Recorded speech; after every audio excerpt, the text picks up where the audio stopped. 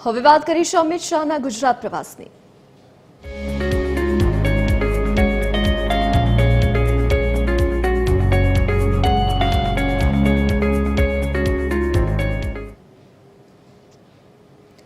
કેન્દ્રીય ગૃહ તથા સહકાર મંત્રી અમિત શાહ ગાંધીનગરની મુલાકાતે આવશે।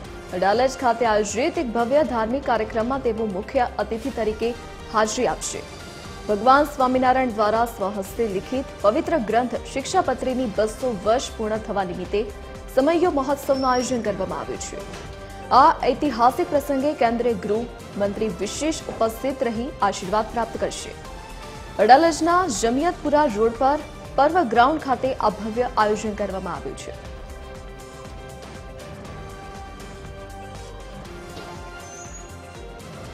Associate editor Sonal Anadkat phone line પર જોડાઈ ગયા છે। આજે સોનલ, અમિત શાહ ગુજરાત પ્રવાસે આવવાના છે, શું વિગત?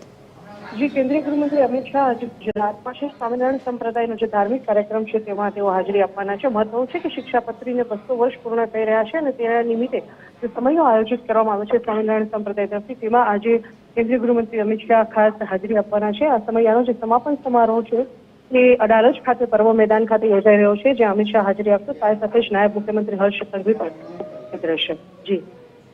જી સોનલ, વિગત બદલ આપનો આભાર।